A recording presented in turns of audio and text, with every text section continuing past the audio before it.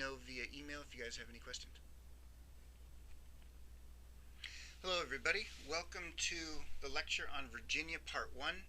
Part 2 I did in class on our first meeting, and I skipped over this part just for time. So this one I will deal with the big question number 1, how did each of the following actors contribute to, resist, or negotiate with the English colonization of the Chesapeake in the 1600s? You're going to meet Francis Drake, Anglican Englishman, Opie Kenkenau, a native of the Chesapeake area. His brother is Powhatan, the father of Pocahontas. You're going to meet John Smith, an energetic British fellow who will be one of the first Englishmen in Virginia. And you'll meet Pocahontas and Rebecca, who you remember from the lecture on Thursday. This is the region of the world we are focusing on.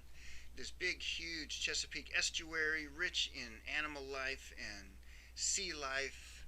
It's not as hot and swampy as further south. Doesn't have the harsh winters as New England will further north, which we will talk about next time.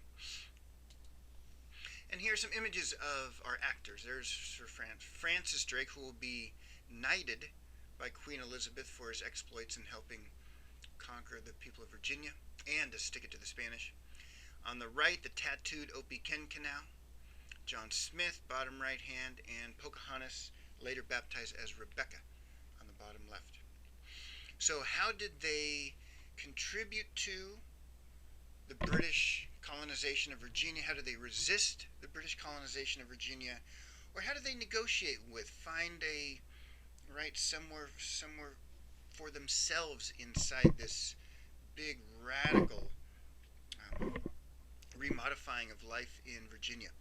I think Pocahontas and Rebecca is the obvious negotiator here, while Opie Kenkenau resisted, John Smith facilitated, as did Francis Drake. But that's just, I'm eager to hear your specifics on it. So, 1500s, King Philip II of Spain, leader of the most powerful, biggest empire in Europe for sure, and if not the world. So in the 1550s, he knows that other European kingdoms want a part of America. So he sends some priests way to the north to Chesapeake. Remember, the center of Spanish Empire in America is Mexico and in Peru and the Caribbean. Those are where most of the Spanish colonists are. So further north, he wants to send a delegation, just try to keep the Europeans out. He sends some priests and a few soldiers up to a fort in the Chesapeake. Here she is. I just love this image because on the right hand part of the picture is a painting of the evil, bad Spaniards. And on the left is a painting of the good British, the good, holy British. At this time, the actual British government have turned to Anglican version of Christianity. They broke away from Catholic Christianity in the 1530s. It was her father, King Henry VIII, who did it. And since then, there was a war not only of religion, but also over land and politics and power.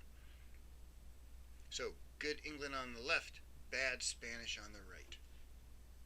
And all the while, she is palming the globe, showing England's future place in the world. Here's the image of the Chesapeake peoples. There's about 15,000 people living in this region when the British first show up. The little red dots signify major Indian villages. Okay. We're going to be looking at right in here the Chickahominy people, in which Powhatan is the leader. This is a Powhatan chiefdom. Read the chapter. It really gets into how his method of governorship. It's interesting. So for about 300 years, the Powhatan the peoples of the Chesapeake had been living with this renewed with the importation of this Mexican way of cooking stuff and growing stuff. Corns, beans, and squash was brought into the Chesapeake region about 300 years before the Europeans arrived. Okay, so this domesticated agricultural export from Mexico found itself, it grew fine in the soils of Virginia, and the Native Americans utilized it, also eating pumpkin and other foods from central Mexico and incorporating it with their own native foods. So when the first Spanish priests arrived there in the 1570s, the priests convinced the local Chickahominy leaders to send one of their sons to be educated into Spain. Right? The Virginia leaders are thinking that, hey, doesn't seem like these guys are going away. We're much more powerful than them. What's it going to hurt to have one of our young men go and be a diplomat and learn their ways over there, bring back his knowledge, and it'll make us, right, better able to maybe borrow from the best things that the Spanish have to offer and learn more about them. So this one native Virginia kid goes to Spain. He's baptized as Sir Luis Velasco. He was educated in the top schools in Spain. He saw Seville, which was probably one of the wealthiest and most beautiful, arguably, cities in Europe. And at age 20, he heads back to Virginia, right? Having learned Spanish, having learned about Christianity, having learned about the Spanish and their ways. But since all trade between Spain and the Americas goes through Mexico City, because Mexico City is this corporate way to control the colonies in the empire, it all has to go through Mexico City. And guess what Luis Velasco saw in Mexico City? He saw that Mexico City had been built on the blood and the sweat of natives. And the people who benefited were the Spaniards. So Opequencanao returns to the Chesapeake. It takes him a couple years to return, long story. But he returns to the Chesapeake, and he finds that his parents have died, and his brother is now risen to the position of leadership of the top chieftain in this confederacy. And he is nervous that the Spanish are going to do the same in Virginia here that they did in Mexico. So Don Luis Velasco renames himself, gives himself a Powhatan, an Algonquin native Virginian name, Opequencanao, and it means he whose soul is white. He renounces Christianity, renounces his previous name, and marries many wives, as was the custom for native chieftains in this part of the world. Then he goes to his brother. He says, hey, bro, I know you might think the Spanish are innocuous. They're not going to threaten you, that they can't because there's so few. They die off easily. But let me tell you what I saw in Mexico City. And he explains to him the abject poverty and the conditions of enslavement that most natives in Mexico City experienced. So in 1571, Opequencanao, with a few buddies, goes and attacks the Spanish fort, kills most of the Spanish priests and soldiers. Some of them did flee down to Florida. And this leaves the area of what we call Virginia opened up for Queen Elizabeth, because the Spanish are gone. However, she cannot fight the Spanish and make her inroads into the Americas, which is controlled by Spain, on her own. The British have yet to build that big famous fleet that they will, and the British Navy will control the waters for some 300 years soon, but not yet. So Queen Elizabeth turns to pirates or privateers, individuals who have their own fleet and know the ways around the seas and are very much involved in the Atlantic trade. So Francis Drake, as a young man, let's back up a little and meet this guy. As a young man, his family was persecuted by Catholics, right? There was a Catholic uprising in England against the new Anglicans. His family had converted to the Anglican form of Christianity, and his family was persecuted and ran out of his town by Catholics.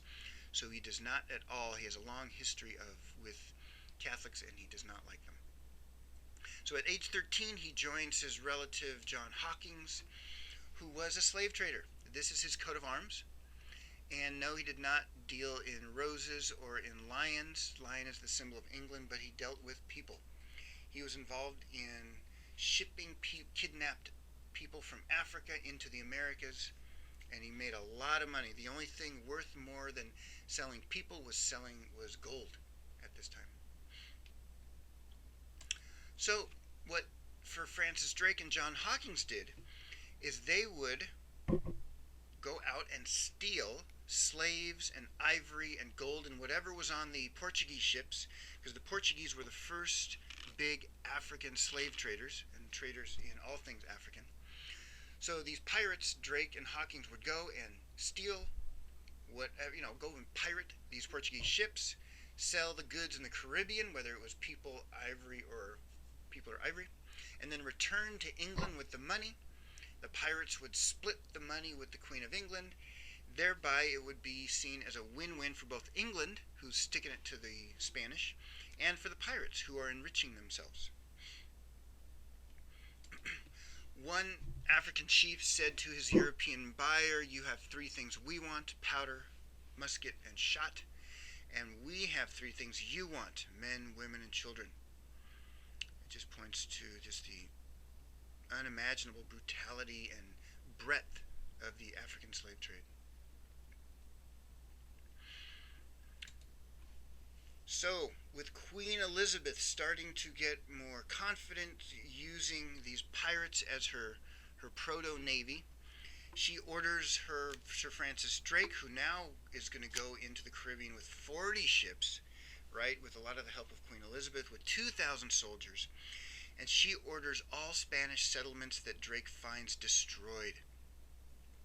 Even to this day, children growing up, I had a friend who grew up in Colombia, and she was raised with El Drake was the boogeyman. We might be raised with the boogeyman or Bigfoot or some sort of person, parental, your parents choose some scary figure to have them help, to aid in their parenting. You do this or else the boogeyman's going to get you. In the Caribbean, you come home on time, you do your homework, you behave at parties, or else El Drake, the dragon's going to come get you. And in the Caribbean, the Drake was Sir Francis Drake. Sir Francis Drake did, make a reputation for himself as stealing huge amounts of loot from the Spanish. Here are just a couple of his biggest booties, his biggest loot that he stole from the Spanish. At one time, 25,000 pesos of Peruvian gold. Another time in Panama, he stole from the Spanish 80 pounds of gold, 13 chests of silver, 26 tons of silver, 13 chests of silver plates. This is like the Pirates of the Caribbean and those actors in the cave going yo-ho-ho and a bottle of rum. This is what they're talking about, Sir Francis Drake and other pirates.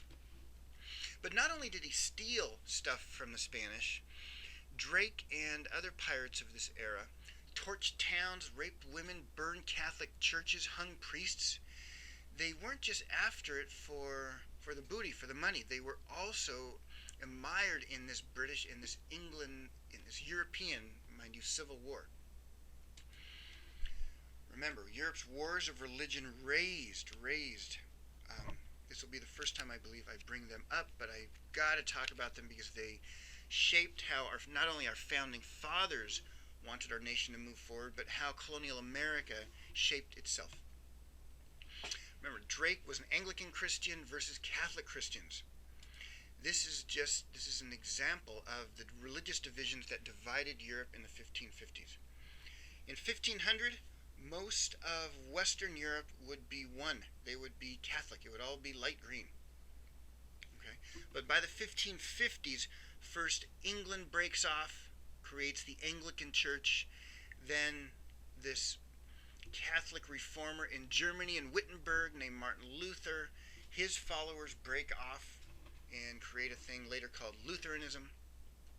Then there's all these other breaks. Once the cat is out of the bag of challenging the church, many other regions break off and practice their own form, their unique form of Christianity.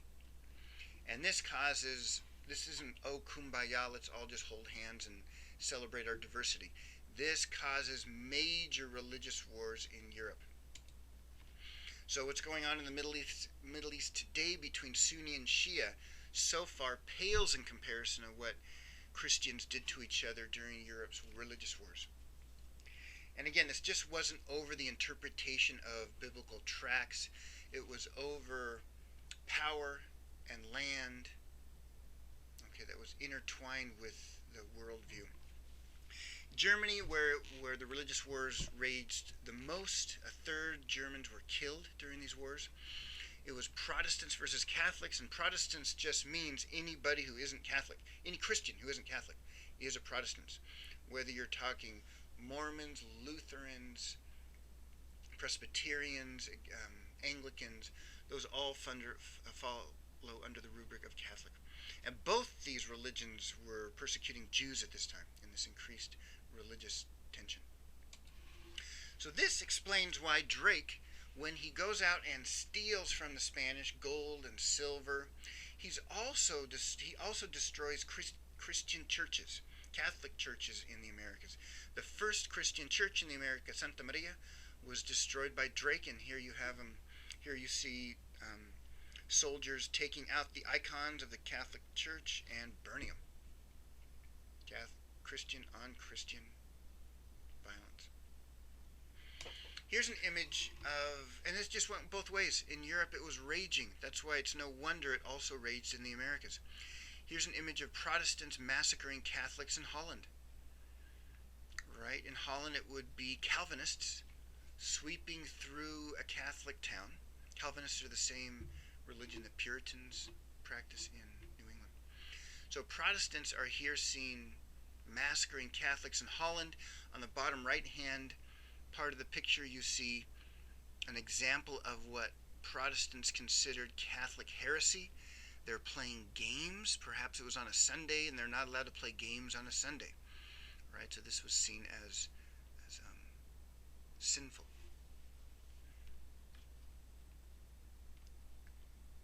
Here's an image of Catholics hanging Protestants in France.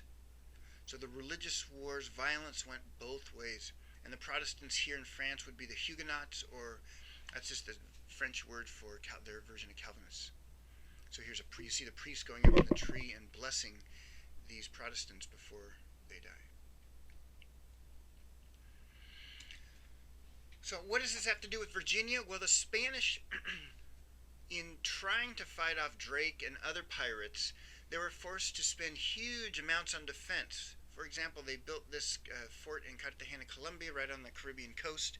Huge fort, huge expense, huge expenditure, and Spain ended up, they didn't know it at the time, of course, but this is sort of the beginning of the end of Spain's supremacy in Europe. Indeed, in the 1580s, England and Spain went to war, and this is the British famously defeating the Spanish Armada in 1588. Historians look at this as a watershed date in which England's on the rise and Spain's relatively in decline. And why are England and Spain fighting? They're fighting over colonial colonies, not only in the Americas but elsewhere, but Americas are the most important. England and Spain are fighting over treasure. Right? The treasures of the Caribbean, the treasures of Mexico. Who's going to get the loot that the slaves are pulling out of the mines in Peru and Mexico? Well, it's going to be England or Spain. And they're fighting over religion. Which interpretation of Christianity is going to be ascendant? And this does mark the beginning of England's Queen Elizabeth's rise to power, and England's rise to power.